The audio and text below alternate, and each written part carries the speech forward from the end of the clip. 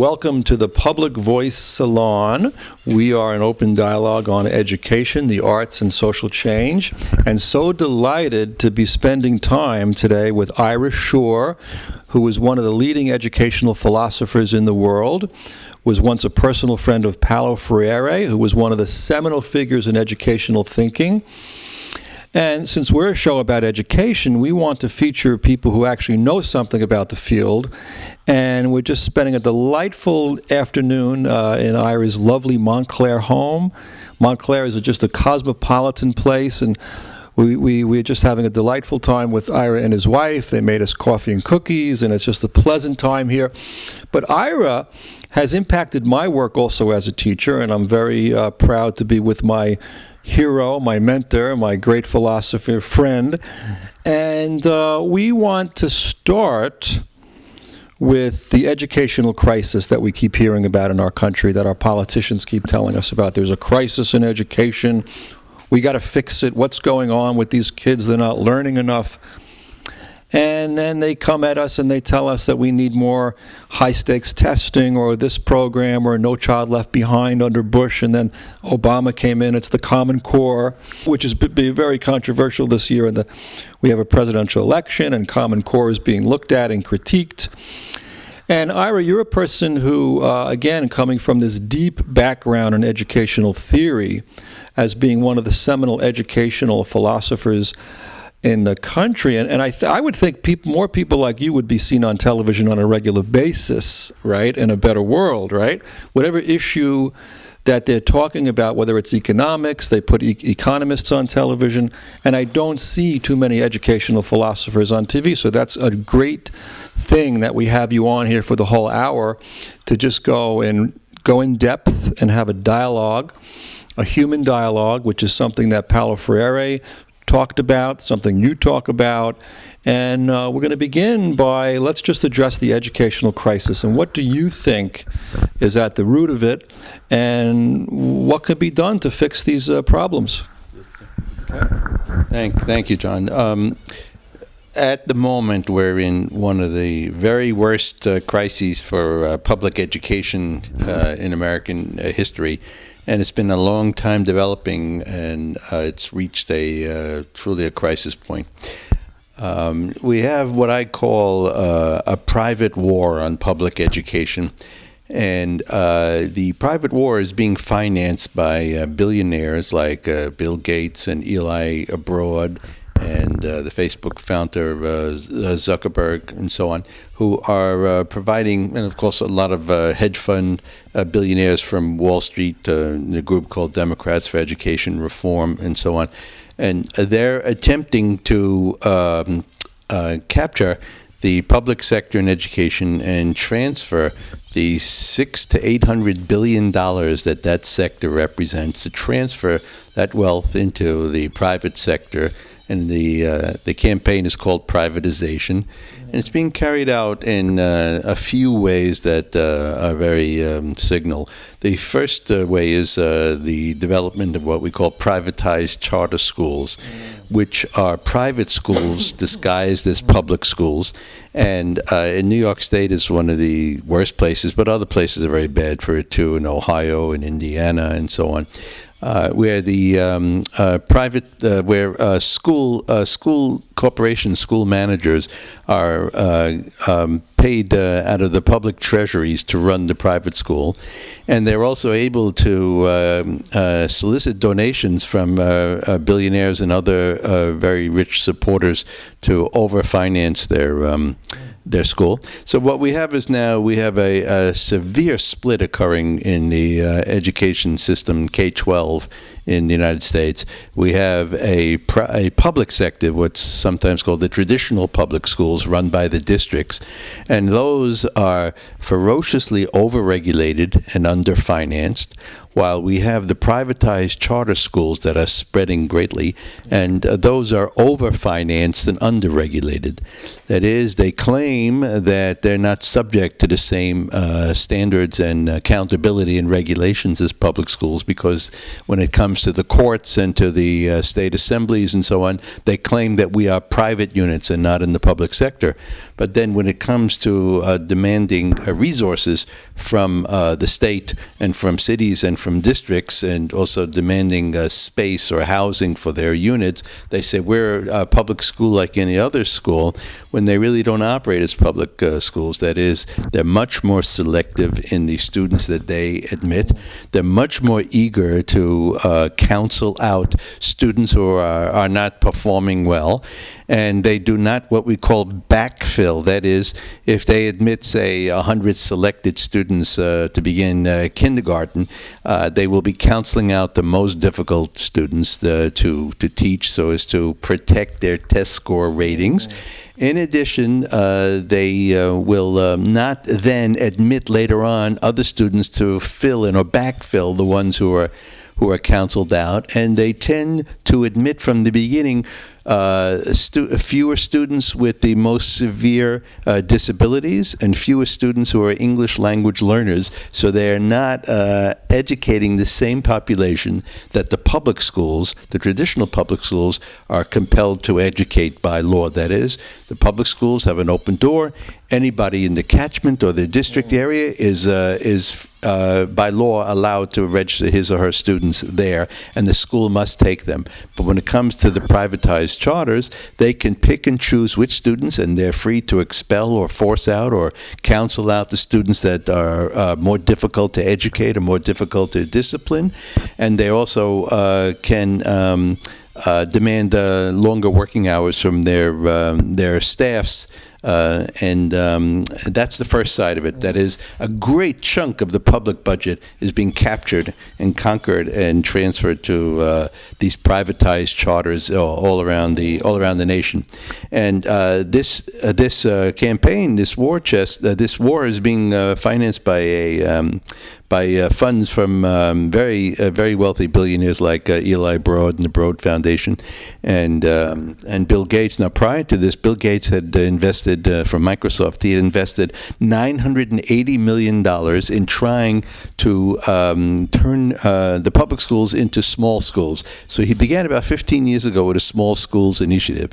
That went nowhere, and it didn't produce the results he wants. So he's quietly walked away from that enormous expenditure and left the schools that he started sort of just hanging in midair, and decided to move in a different direction. So he's invested about $300 million now in this new direction to get the Common Core state standards implemented state by state, and also to develop standardized testing based on the Common Core standards. And those now are producing enormous failure rates from state to state, and they're primarily in reading and mathematics, and the amount of students passing is far lower than in previous testings.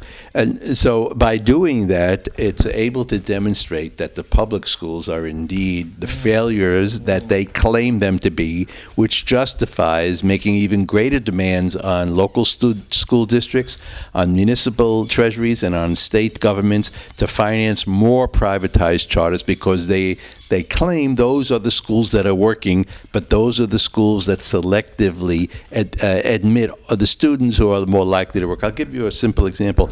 Like, a great deal is made over the Harlem Children's Zone, and Jeffrey Canada, who's a much celebrated national figure of private charter school reform in the Harlem Children's Zone. Well, he received $20 million from Wall Street friends to build a new high school, because he started from the elementary grades and then wanted to move up to high school level. And he did build his new high school, But along the way, he discovered that the 8th grade class, the 8th grade cohort that he had originally admitted into the Harlem Children's Zone School was not suitable to enter as the initial 9th grade class of the Harlem Children's Zone High School. So what he did was he basically fired the entire 8th grade and sent them back to traditional public schools, which had no choice but to accept them because that's what public schools are. We welcome and we take care of all the children in society. We don't selectively cherry pick only the ones that are going to make us look good in the end. So he fired the entire 8th grade and decided to start again. Now that's what the private charters have the right to do because they are overfunded and underregulated, and they're not accountable to state laws, state regulations the way the traditional public schools are. Now there's so much money financing them and forcing politicians to adhere to them that it's become a very grave situation for the traditional public schools now, having more standardized tests forced on them, which is taking over the school a month, the school day, and also forcing those schools to work with a smaller budget. In addition, the technology costs of implementing the standardized testing and the new curriculum are draining the public sector budget away from teaching and learning and towards technology and testing. So there's a two-way attack here. First, that to implement all this testing requires a big bite out of limited public school budget. And secondly, once we put that in, these testings are this test program is taking over the school day and the school curriculum in a way that produces less learning, more student alienation, less teacher professionalism, and is driving down the public appreciation of what our public schools can accomplish, so that the private schools can get even a higher leg up. My goodness, just for starters, that is a lot to think about. And, I want to also say that I teach English. I'm a college English professor, and I've taught at places like Essex County College, Montclair State University. Now I'm at NJIT, New Jersey Institute of Technology. And one of the things I like to do as a high school English teacher is the first assignment I give is to have students write an essay. Who are you as a reader and writer, past, present, and future, to get a sense of where they're at in terms of their own excitement about reading and writing. And most of them hate to read and write. And this is after 12 years of schooling, and it makes me wonder what is going on in these schools that ought to be teaching students to love literature, to express their thoughts, and to want to go to bookstores and read. And it seems like the exact opposite is actually going on. And I'm wondering also, Ira, if there's a connection between democracy and education. I think there is. I think John Dewey talked about that linkage, and I think Paulo Freire also talked about. One of my favorite quotes of Paulo Freire, and I've said this many times on our show, is that we need to teach for a world in which it's easier to love. Teach for a world in which it's easier to love. And the idea that in education, you're trying to transform the world. You're trying to roll up your sleeves and make a better world, okay? This idea that, I think Freire said it, that we don't only read the world, but we also write the world, and we rewrite the world, and we transform the world by means of conscious, practical work, okay? So these are things, and now your book, which has had a big impact on me, is called Empowering Education, one of your many books. This book came out in 1992, published by the University of Chicago Press. And I just want to read, I like to go to the text, as we say, and just read a little excerpt of this, and just to sort of get us deeper into this dialogue. Well, first of all, about dialogue itself, Freire said that dialogue is loving, humble, hopeful, and trusting. Let me repeat that. Real dialogue is loving, humble, hopeful, and trusting. And I find that real dialogue doesn't really go on in schools.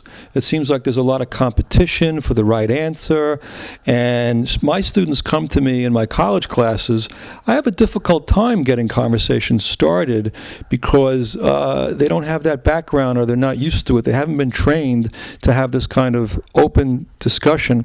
And then you wonder, what is really going on here? What's going on in terms of, is this by accident? Are schools just incompetent, or is something else going on? Here's something that you write here.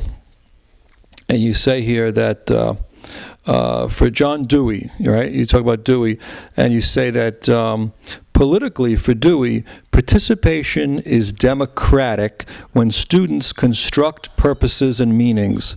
This is essential behavior for citizens in a free society.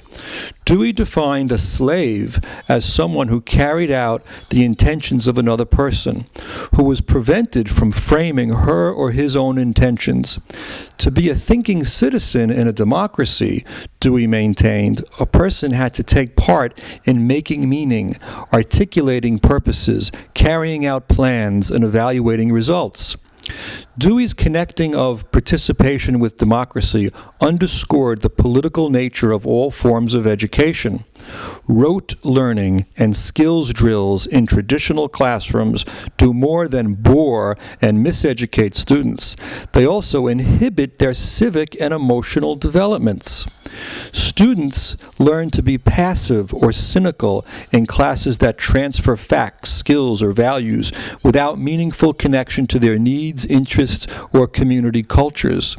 To teach skills and information without relating them to society and to the student's contexts turns education into an authoritarian transfer of official words, a process that severely limits student development as democratic citizens.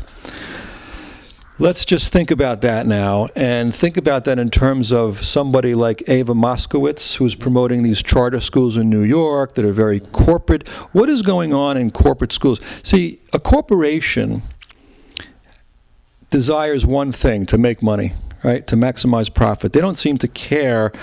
In other words, a corporation will pollute the environment unless you regulate the environment, so you can't do that, right? So there's always this kind of a natural conflict between democracy and corporate culture. If you let the corporations run the schools, are we training students then to be less critical or less willing to say, hey, you guys are doing wrong? I mean, we have a crisis in our democracy now when you see the piles of money and cash that you need to run for president. I mean, Donald Trump is leading in the Republican race, right? And that's we have Citizens United in 2010, which really made a big deficit now in our democratic society. So do you think there might be a linkage between how schools are training students to be passive and not be critical and not question authority and the problems we're having in our democracy? Yes, I think you're absolutely right, and I like to go back to 5-year-olds, and that when 5-year-olds enter school, they're not passive and cynical. They demand to learn. They say, they ask a million questions. They walk into a room and they just automatically, spontaneously walk over to things and start manipulating books and looking at walls and so on. And they are initially interested in encountering their world and making meaning into their world, and as Paulo Freire's daughter wrote for the title of her book, she said they have a passion for knowledge, a passion for making knowledge. That's the way human beings are born. So this passion for knowledge that's intuitive and instantaneous in 5-year-olds and 6-year-olds, by the time you mentioned the students reach high school or college, they have become detached, disoriented, unhappy with learning activities that are presented to them, and so on. And this was acknowledged 100 years ago by John Dewey in his work, and he said that by the time a student, he was writing in 1915, he says, by the time a student reaches high school, the English teacher has to go through all kinds of strange motivations to try to get even a minimal cooperation with the task at hand. He said that 100 years ago. So where have we come in 100 years? We're not we're encountering the same problem. So what happens? The problem is that this initial love for learning and interest in learning becomes what we call bureaucratized. That is, in formal schooling, in mass education in K-12, The typical student is encouraged to think that to be a good student is to listen carefully, to instructions, and to do seat work according to the instructions that the teacher provided, and to answer questions when called on. That is, to be reactive and dependent. Whereas in progressive schools and among the more creative private schools, and in a handful of public schools too, the students from the beginning are encouraged to ask questions and to inquire and to doubt things and so on. So what by the time year after year, the bureaucratic process of like a standard curriculum based a lot in memorizing facts and in following rules for how to do this and rules for how to do that and doing seat work and following bells, it begins to alienate the young students from thinking of all these hours in school as really something wonderful that will inspire them or that will improve their chances of being happier people and knowing more and so on and so on. And that's just that process occurs year after year after year. And the kinds of schools set up by Eva Moskowitz in her are very rigid, very highly disciplined schools, and they set behavioral restrictions on the students such that you have to focus your eyes in a certain place, you have to keep your hands in a certain place, and so on. Yeah. And what they're doing, they're basically test result factories. That what the discussion in the last 15 or 20 years has managed to do is to say that there is a singular measure by which we decide success in education.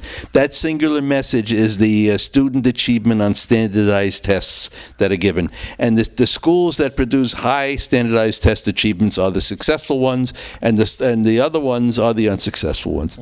Now, here's what we know about standardized testing. Here's what we know about the SAT or the ACT or any form of standardized testing. The higher the student's family income, the higher the achievement of the students. That there is no single factor more decisive in producing high student scores on testing than the student's family income.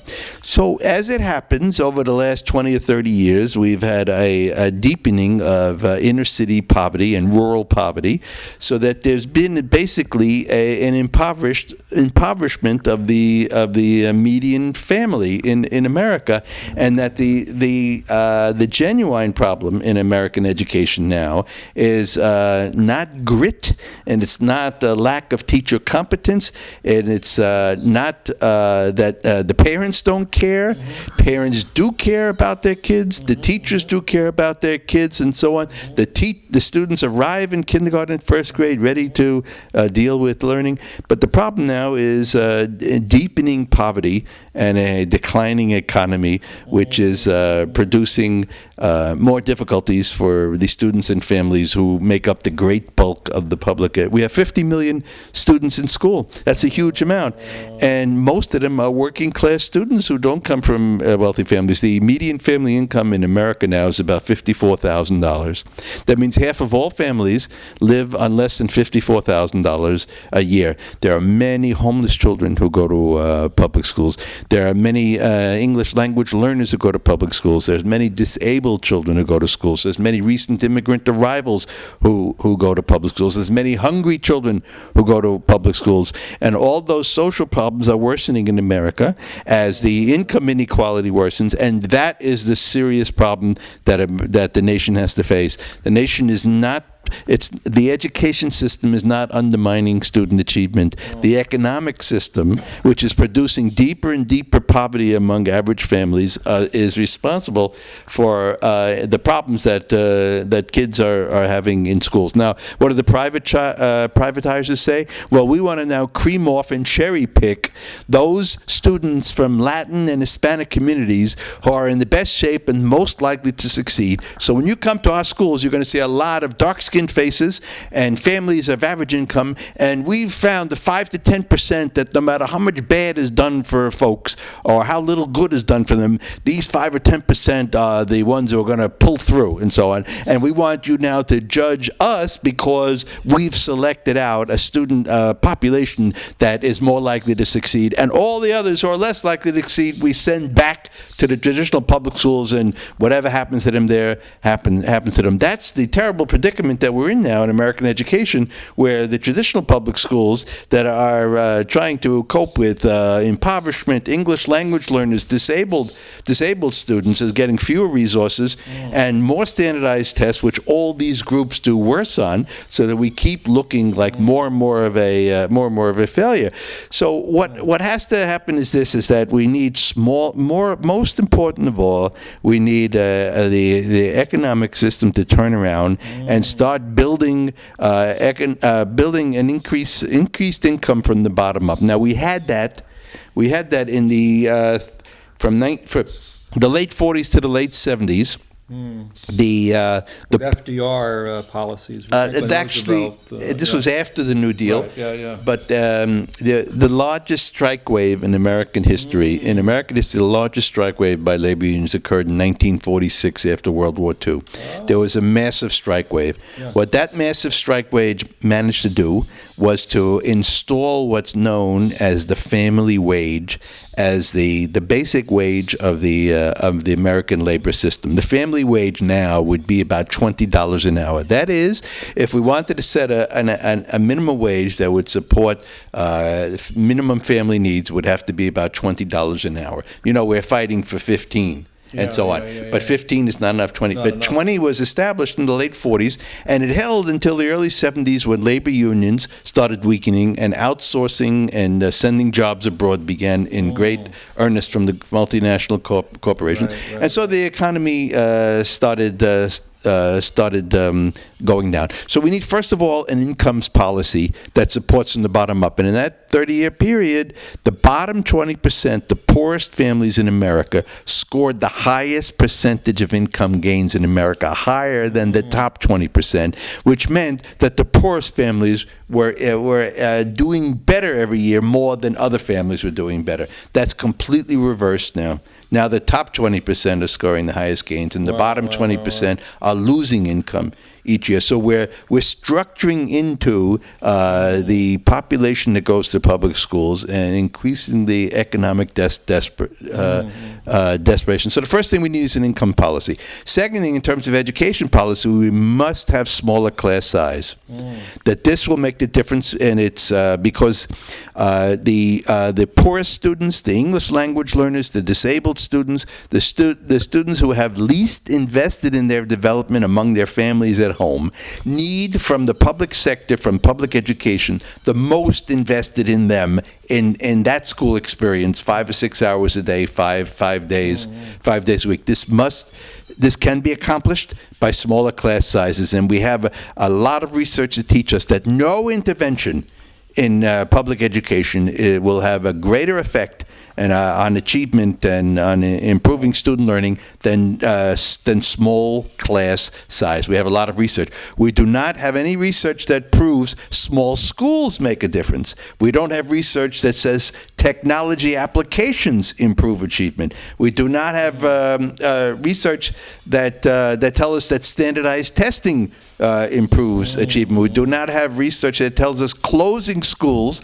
or firing teachers has it. These are all interventions now favored by the billionaires and by the private sector that have no research base. But we do know that cutting class size by 50% will make a very substantial difference in school achievement. So, and also those will become the classrooms that once they're half as large as they should be, that's when we now have to bring in the kind of pedagogy that Paulo Freire and John Dewey read. We have to bring on a very hands-on, learning by doing, field-based project where the students are constantly outdoors observing things and doing things and building things and making things and talking to people. And from all those myriad experiences out there, they come back, and then we have a very long dialogue about, well, what did we see? What did we learn? Who did we talk to? And what did they tell us? And then we start writing journals about those things, so we have immediate materials in which to propel written literacy forward. And then we say, well, what did you hear about? Well, I heard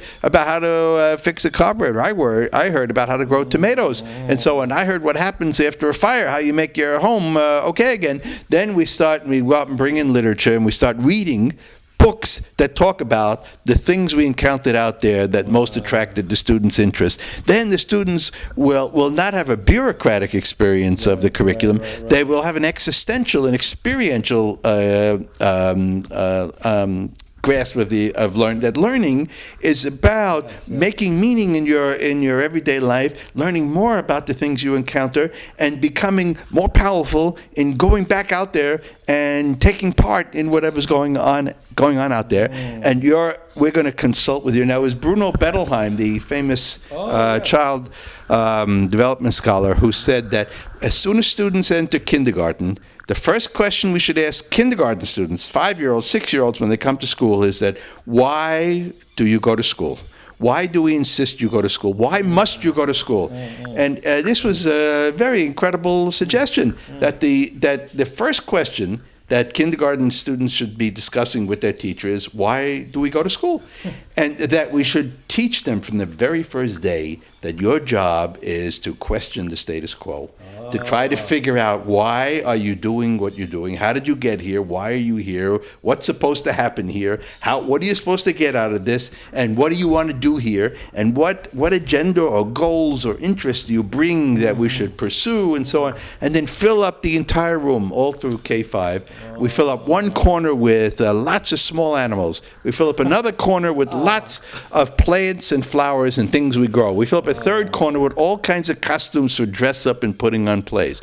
We fill up the fourth corner with all kinds of materials for building things. And then all around the room there's bookshelves full of tons of books, and students are free to pick any book they want and engage in the most important literate activity of early childhood, which is called free voluntary reading, that has a greater impact on a children's reading development than structured reading or teaching grammar or teaching phonemes and so on.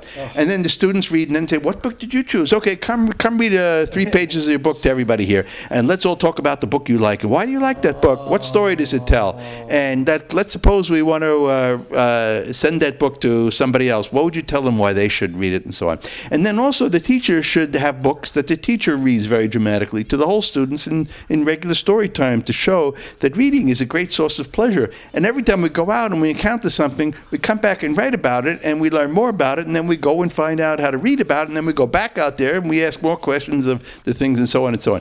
Now that kind of cycle, that's what Paulo Freire talked about as the nosological cycle, where you have experience, then you come back and reflect on your experience, and your reflection then teaches you what your experience means and what happened there, and then you also set for yourself an explicit agenda in your own words based on how you understand what's going on for going back out there and making more meaning, and that's constantly going back and forth. Is that praxis, what they call praxis? That's right. Right. The nosological cycle is a form of practice that we praxis. We do something out there. Our experience is every day a social practice, and then we come back and we talk about it, inquire. We have a dialogue. We investigate it, and we do what's called we theorize it. We in words. We now put in words reflections about what we experienced. So our social practice becomes now the text of our theoretical practice, which is let's reflect together on what happened out there and what did we see and why was it like that and what do we want to do when we go back there. Now, if that was the kind of curriculum we had, then all the social practices and experience of everyday life would become a material for critical inquiry, and that the students would, the teacher would initiate how to fold history, science, social studies, reading and writing into the experiential materials that we encountered and that we were building. And so the students would not experience academic life detached from, remote from, alienated from the excitement of their own experience. It would have to be built into it. This is why Freire, when he would go into a village to teach literacy classes, he would insist that the literacy team had to move into the village or the community prior to offering the first literacy lesson, and we had to begin a socio-cultural, socio-linguistic study of this area. What are the problems that people live with? What are the themes that dominate their lives? What's the housing situation here? How do people earn money? How do they spend money? What are the food that they eat? When they walk the streets, where do they go and which streets do they walk on? What are the words that are most commonly used? And then from that, we meet with local people who are our interlocutors, and we say, this is what life looks like to us in your area. Okay, do we have it right? Did we observe the right thing? Then the local folks would correct us and add more to what we see. From all these preliminary studies of the locale, we would then extract key themes that would be the topical material that was called the generative theme that would begin the literacy class. It answers the question, where does subject matter come from and what do we do with it? And subject matter comes from the experiential conditions of the students for whom we're teaching. And what we do is that we present key topics from it and ask them to critically reflect in dialogue with us about what these things mean. So that's the key Freirean, dialogic method, and that the teacher's role was absolutely crucial. So this is just because the teacher is not bringing the syllabus or the curriculum whole from another place and delivering chunk by chunk doesn't mean the teacher is irrelevant. The teacher now has an enormous responsibility to organize this kind of like experiential study that becomes a critical dialogue based on the materials presented to us. And then, and this is something that John Dewey recommended 100 years ago, the teacher's job is to structure academic knowledge into the experiential knowledge that students present to her or him. That is, once students make clear to us that this is how I understand what's happening out there. This is what interests me. This is what I want to respond to. Then the teacher had to go and find materials in biology and in history, in reading and writing and so on, that fit into that ongoing cognition that the students already represented to us based on the initial materials they were dealing with. So the teacher has a lot of responsibility. It's not a simple process, but this helps us answer why by junior high school or high school or college that students are just completely disgusted with the bureaucratic curriculum that is exposed to them. Wow. Amazing. It's great that we're getting this, and it's very rare to get this kind of an in-depth discourse about the key issues of education as thought about by the best minds in the field, people like Dewey, people like Freire. And I often feel there's a big disconnect between education rhetoric that you hear from politicians and on the media and from the people who actually know stuff about it, right? Now, Diane Ravitch is somebody who we're trying to get on our show, and she wants to come on our show. She's one of the leading educational thinkers. Stanley Aronowitz was a guest on our show already, and we're trying to get Stanley to come back. But, it's here's your book. I want to just get to a little bit about you and I, because you've inspired me a lot. And in your book, Empowering Education, which my wife Claudia bought for me a copy of this when we were dating back in 2007, and she wrote she actually signed it here. My wife, she put John To be a teacher is the greatest thing in the world. You can change minds, lives of the young people. Love, Claudia. June 2007. Now, you and I had our first lunch, okay, it says it here, in 2008, January 30th, 2008. We had lunch in Montclair. That was after I saw you give a talk the year before at the Left Forum, which I found was absolutely galvanizing for me. And one of the things you said, Ira, was that you don't use textbooks. And I've known this because I went to a radical program for teaching English at NYU where I was exposed to the best minds. I learned about from there. I learned about Freire.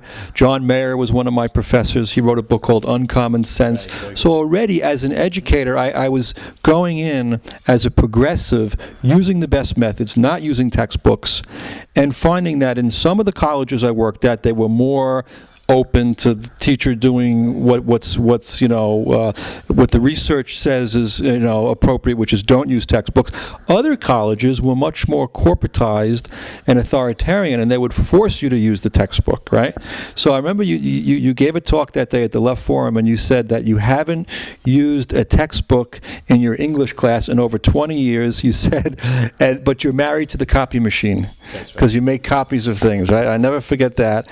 And so I brought this book to you, and we had lunch in Montclair, beautiful Montclair, New Jersey, very cosmopolitan, and you wrote this: Claudia is absolutely right.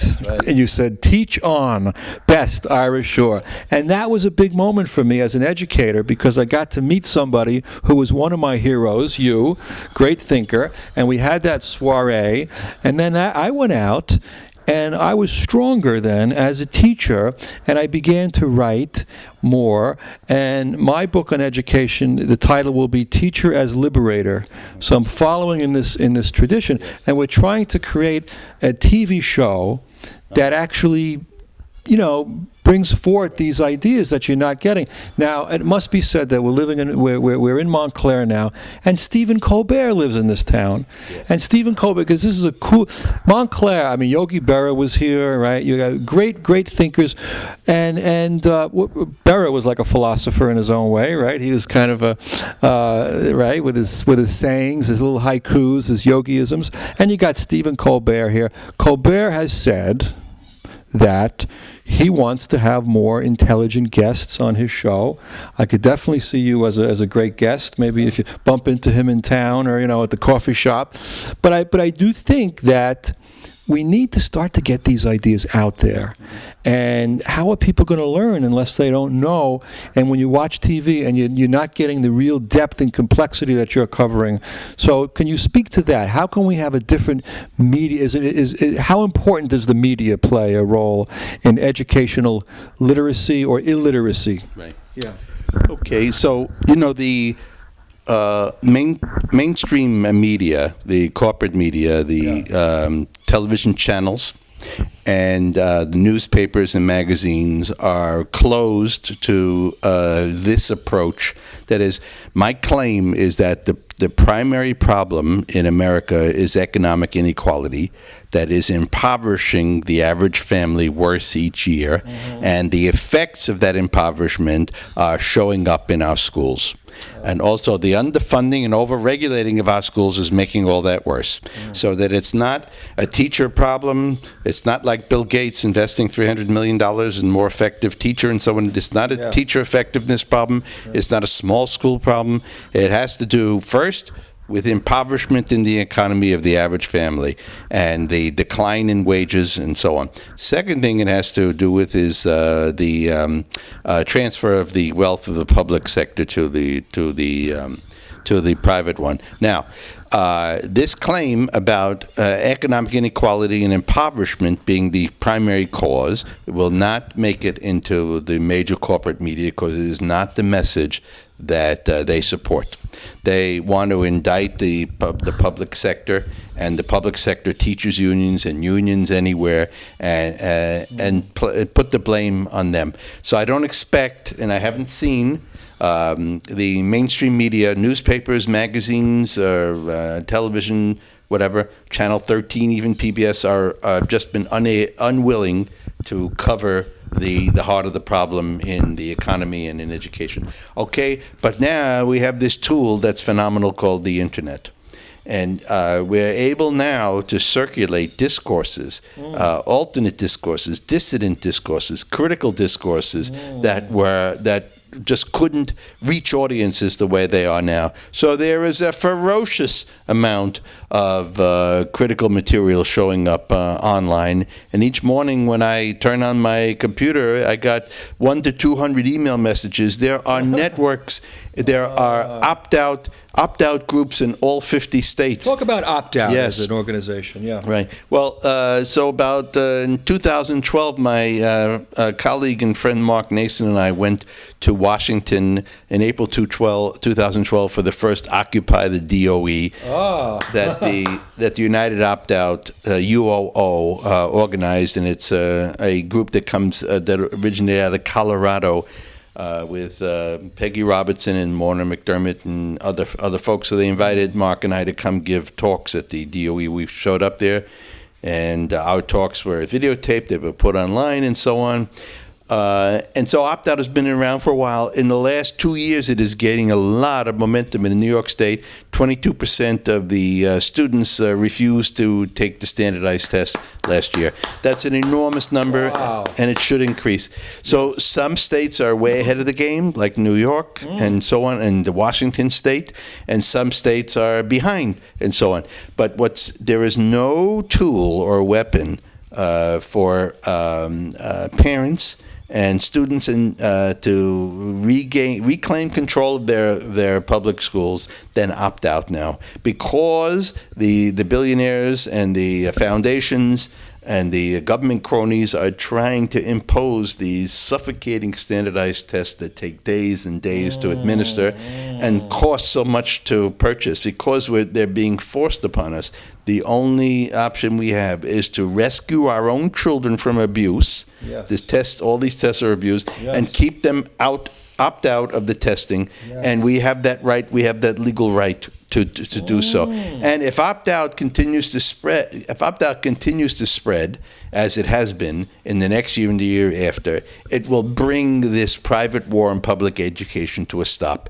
It is the most powerful tool now at our disposal. It has already created stopped the other side in its tracks. Arnie Duncan has been forced to leave the Department of Education.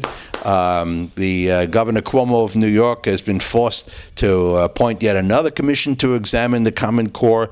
And so we're now in kind of an interim period where the powers that be, Bill Gates just gave a major talk to a very highly selected, favorable audience at his in Seattle, where he has his offices, and they politely clapped for him, where he promised to double down and invest even more money in standardized testing and so on and so on.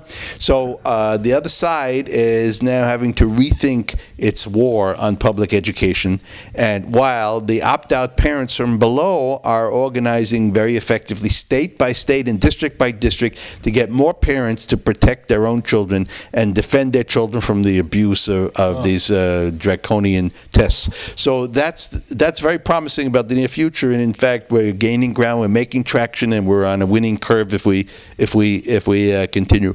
If we should win, if we should actually stop the billionaires and the foundations, the Eli Broads and the Bill Gates and the Mark Zuckerbergs and the Wall Street hedge funders, if we should actually stop them, then the next thing we have to all convene is to say, well, what kind of schools do our children actually need? And then what I mentioned before about experience-based small classes, where we do a lot of critical inquiry and we do reading, writing, science, math, and history based on the expressed interests of students for all the materials we lay out in class or meet out inside in field trips. We're going to begin a campaign, a very rich dialogue, to make that the new way, or the way that we want our schools to function. This will require smaller classes. It will require more investments in our public education system, and we have the vast wealth in our society to do it. It's not being invested now in our society because that wealth is being transferred now to the private sector and to private hands. And so there's a very serious conflict underway, and our children are caught in the middle, and we have to defend our children, and we have to still defend our public sector, and we have to defend anyone who's trying to loot our taxes, because that's what we need to do for our own families. So all of us have a work ahead of us. Wow. I do think Claudia's giving us the 10-minute sign. 8-minute sign, okay.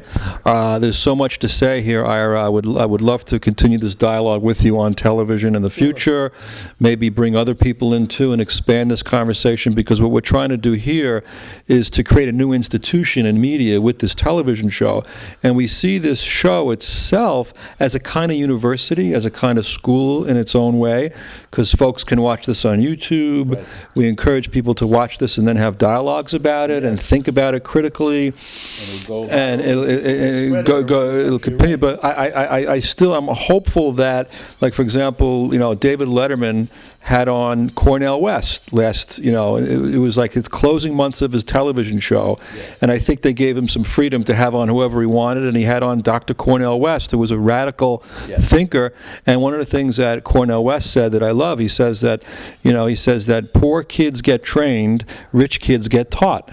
Right? That's something that, because these fancy private schools, they don't use textbooks. They're much more open and dialogical. A lot of it is social class based. So we're trying to create this space. We're so grateful that you've come on here.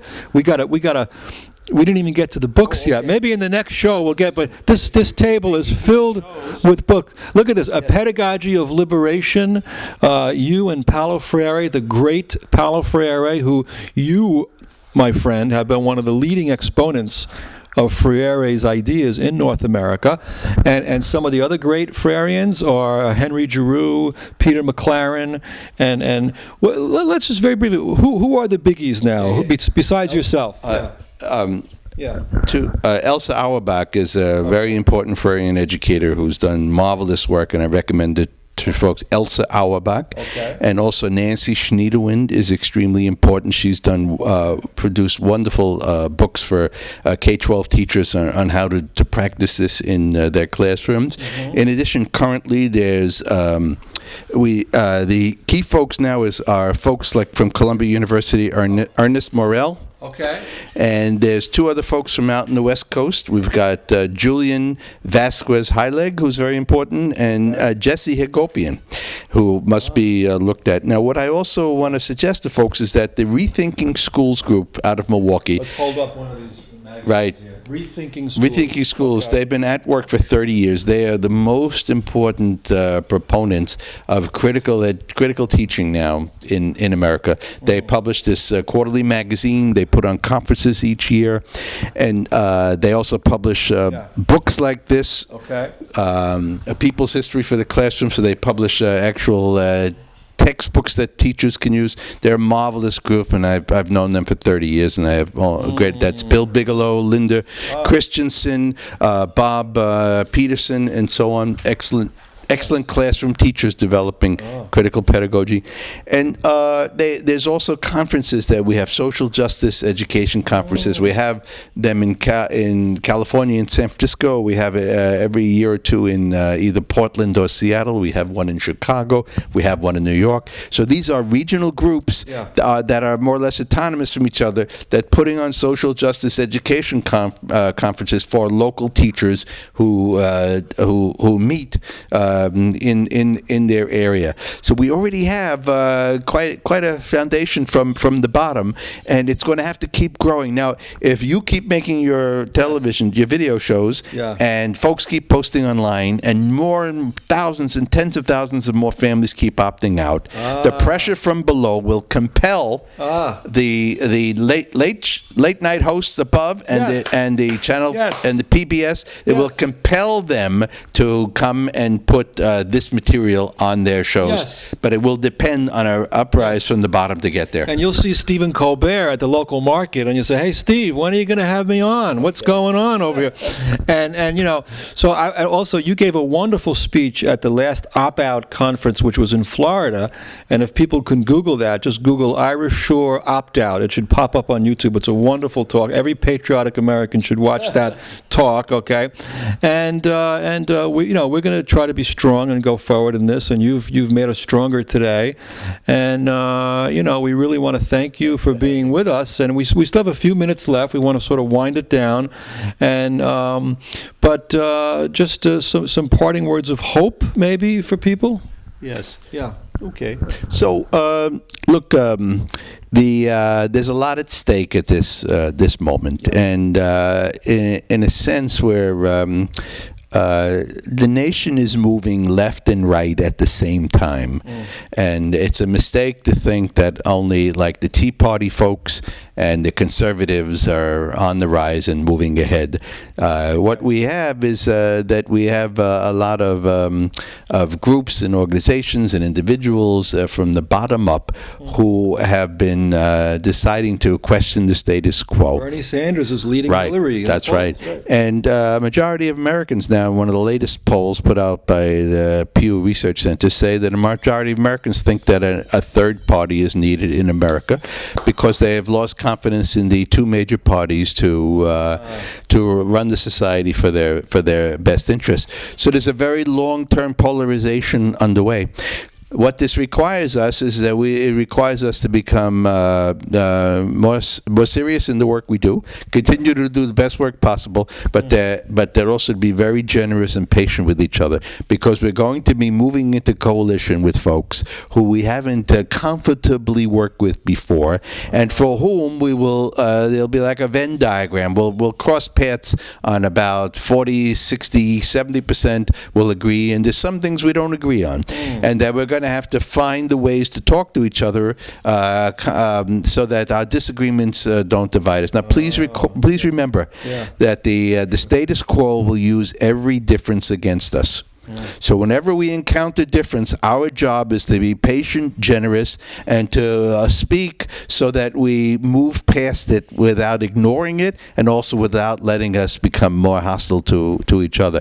So we're going to be compelled to move into coalitions in the coming years that are going to be much larger than ones we've experienced before. And to them, we have to bring a few things. We have to bring ways of talking about our problems that are legible to everybody. That is, we can't harangue anybody, right. and we can't lecture anybody, and we can't speak as if we're in a graduate seminar. Right. Okay? Use language that speaks to people. Exactly. And we have to talk inside the language of everyday life, and also turn the language of everyday life into a language of hope and possibilities. And that's going to take some discipline on us, and I think we're fully capable of it, and it's being found in the opt-out movement. Opt-out movement is beginning to develop those habits. So the farther we can go in the next few years to find each other, there's nothing more important than consolidation. Right now, there are so many people and groups and small organizations at the bottom trying to figure out what's going on and make a difference, that we have to begin to coalesce.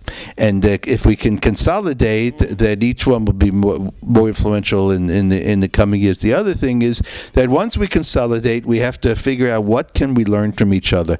There's another name for this. It's called cadre development. It means that, okay, we're folks who find each other. We're all interested in improving society for the better, so we want to be those kind of agents in society. What do we need to do to learn how to do that better? So we have to develop ourselves and practice things that we don't yet do, and study things that we have not yet learned, and to reach across differences and make connections. So if we're successful in this, I think that the next 5 or 10 years are going to be very surprising. Well, I want to thank you, Ira. I want to thank my darling, loving wife, Claudia, for filming us here at home with Ira Shor in beautiful Montclair, New Jersey. We have had a nourishing hour of talk, of dialogue, and future Secretary of Education, maybe, Bernie Sanders, if you're watching, this is a guy who could straighten it out, and we're just so lucky and grateful for this wisdom. Ira, one of the leading educational thinkers in our world. Ira Shor, thank you so much, sir. Thanks so much for having me. I'm very grateful. Glad you came over, really. Let's do it again. Yes. Thank you. Okay.